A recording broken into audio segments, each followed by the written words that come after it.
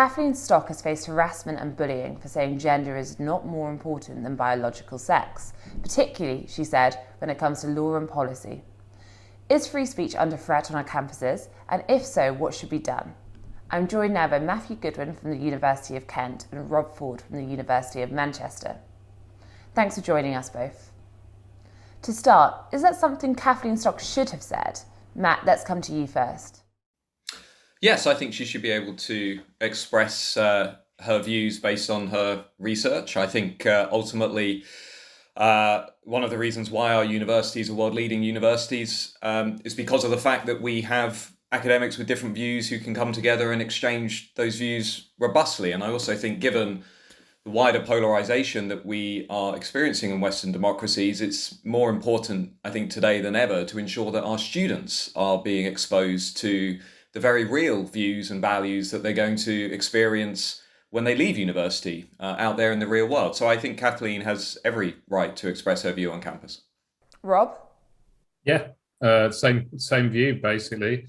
I do not think any academic should be prevented from saying things that are perfectly legal within the framework of law that we have. I think there are cases that are more difficult where one has to balance academic free expression with, for example, equalities legislation, prevent legislation, and so on. But the case that you gave is not one of those. So it's straightforward. She should be able to say it. She shouldn't be facing intimidation for wanting to say it.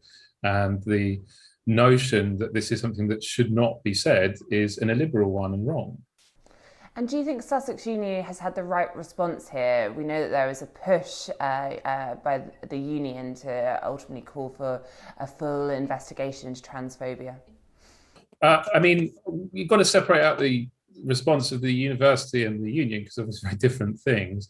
The university's response was to put its vice-chancellor up on the Today programme to defend Kathleen Stock's, I believe the word he used was untrammeled right to free speech.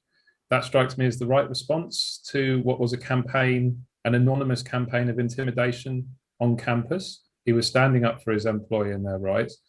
The union's response was rather disappointing. I think it would have been nice for a union, which is supposed to be about defending the rights of employees, to have made clearer and stronger statement of defence. They did, however, say that intimidation is wrong. And they did also raise the point, which hasn't featured much incidentally in discussion of this incident, that the details, personal details of local union members at Sussex who had raised these objections were themselves posted on the internet by various individuals, thereby encouraging further campaigns of intimidation. And frankly, I think the union is right to raise the fact that that is also not a legitimate way to conduct this debate. Matthew, what do you think? Are we seeing a wider issue when it comes to academics and wariness now about speaking out on certain issues? I think we are. I think in some way Kathleen was quite lucky in having a supportive vice-chancellor, at least a vice-chancellor who was willing to go out there and make the case in defence of academic freedom. That has not been the case at other institutions. I would note that the Spectator, among others, has pointed to the legacy of Stephen Toop at Cambridge, who would be a prime example of a vice-chancellor who, at least in my view, fundamentally failed to protect and promote academic freedom. And we've had a number of other cases in the UK where vice-chancellors have not proactively stepped into these debates when they could have actually done so and could have dampened them down. I'm thinking about the treatment in particular of Neil Thin at the University of Edinburgh, who was sort of hauled through a very long and messy and public disciplinary process, underlining the key point in these cases, which is that the process is the punishment for academics. So your reputation is essentially shredded while the university bows to these mobs. I think David Runciman at Cambridge made this point very well yesterday in that, even talking politics, another podcast, feels unable to go near issues such as gender and trans issues because of the fear of the consequences. So we're not even talking about a small minority pointing to this issue anymore. We're talking about, some of the most prominent academics in the country, both on the left and the right, who I think are saying, against the backdrop of the Kathleen Stock case, it's no longer credible to say that we do not have an issue with academic freedom in the United Kingdom. And I think that is a very depressing place to be. And it reminds us that we need to do something about it if we're going to be able to move forward. Do you agree with that, Rob, that we now do have a widespread issue when it comes to freedom of speech on campuses? I think I would object to the word widespread. I agree with much of what Matthew says. I think that we're seeing a number of actors in the debate over gender, transgender, gender critical, who are behaving in a way that's deeply illiberal. I think there are examples of university administrations failing to provide a sufficiently robust defence to their members in that area. But I think what all of that omits is that universities have more than one set of responsibilities that they have to speak to. They do also have to respect equalities legislation. Now, Matthew mentions the process is the punishment. Well, yes, and that is a problem, and sometimes processes are far too long.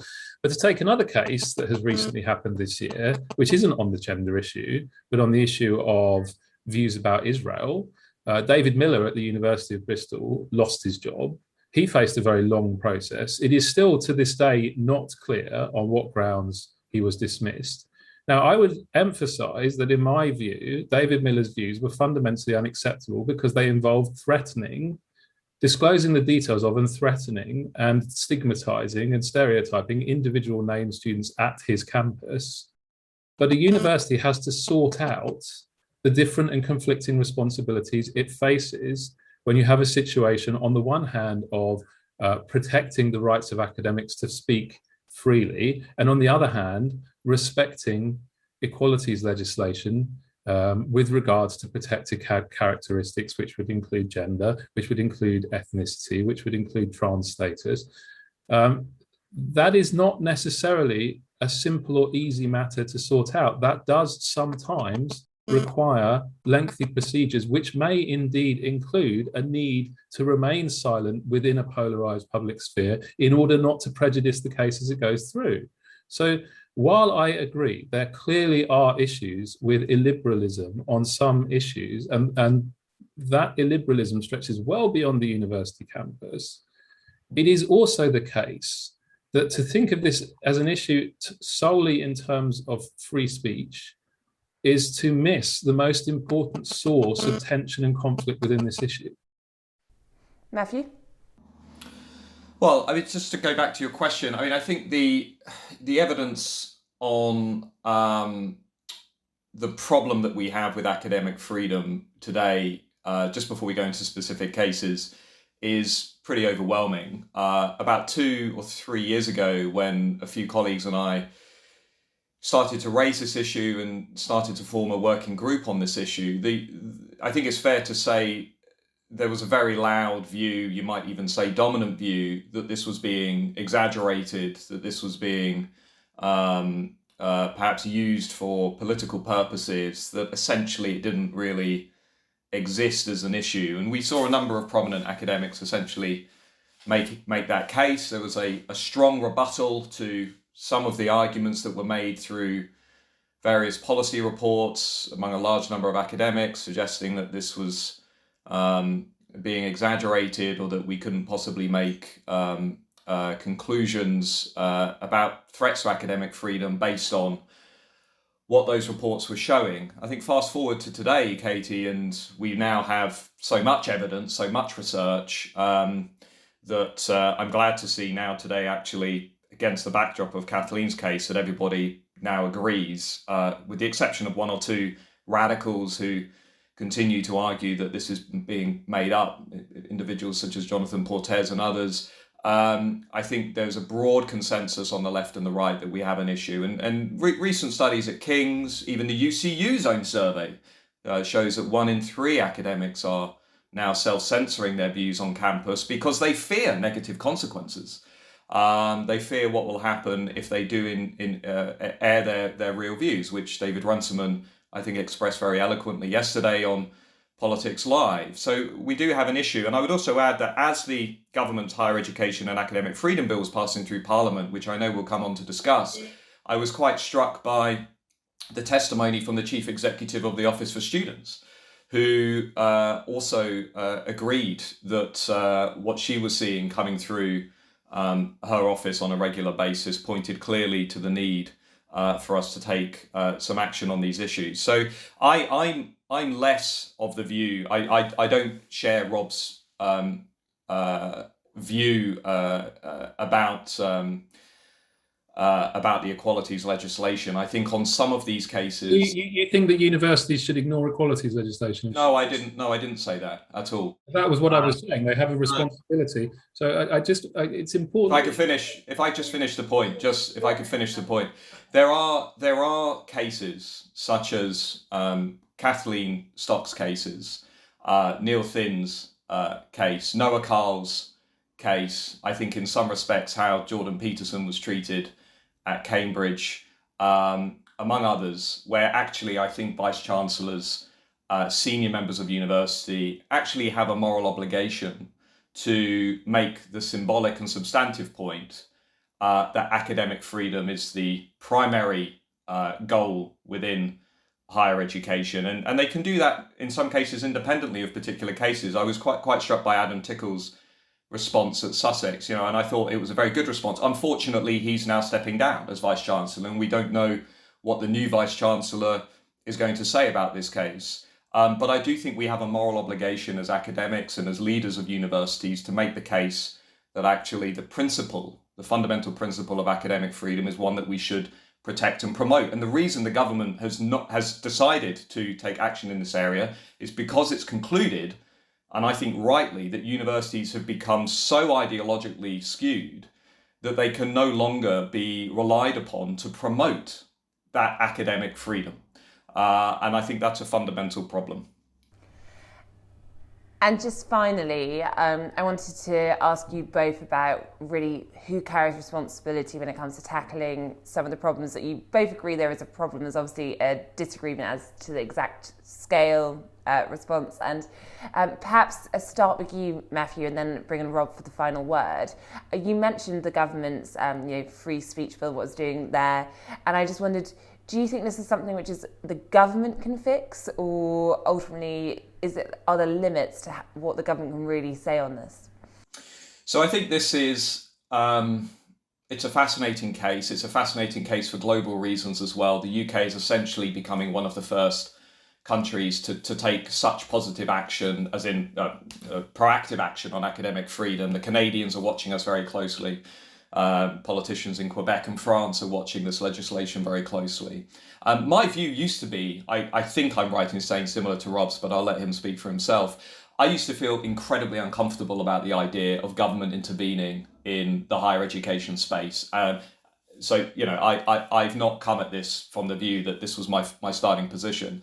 But as I've gone through the last decade in higher education, and especially the 5 years since the vote for Brexit, and seeing the treatment of gender-critical scholars, friends in history, psychology, even mathematics, who have been bullied, harassed, intimidated, in some cases sacked or disinvited, I've come to the conclusion that our universities are so ideologically skewed, have become monocultures in some cases, that they are unable to be relied upon to protect and promote academic freedom. And we have lots of research that shows this. When you have very homogenous institutions, they tend to become more radical over time. Cass Sunstein and others have shown this. And I think, unfortunately, that is what's happened in our universities. And this relates also to issues around China as well, which I know that the Spectator has covered as well in some detail. So my sort of reluctant conclusion and reason for supporting the bill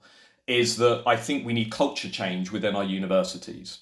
And the Higher Education Academic Freedom Bill, by appointing an external director of academic freedom who will essentially provide oversight of issues around academic freedom, take the Kathleen Stock case. Let's imagine for a second the VC wasn't supportive of Kathleen.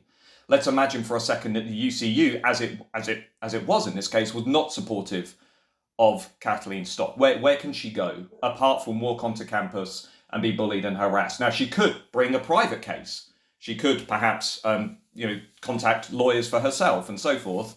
But it becomes that much harder. So the expectation, the hope with this legislation is that it will begin to produce culture change in universities, because nothing drives culture change in universities more than having things like league tables on academic freedom, and the prospect of having negative publicity for violating academic freedom, as Sussex, I'm sure, would confirm to us this week. And that is the goal here. It's not to have a totalitarian, authoritarian kind of imposition in higher education, as some of our critics have tried to make out. The goal is a simple one, which is to provide an external entity that academics who are being persecuted for their views and beliefs can turn to secure further support, and to have that organisation try and bring about wider culture change.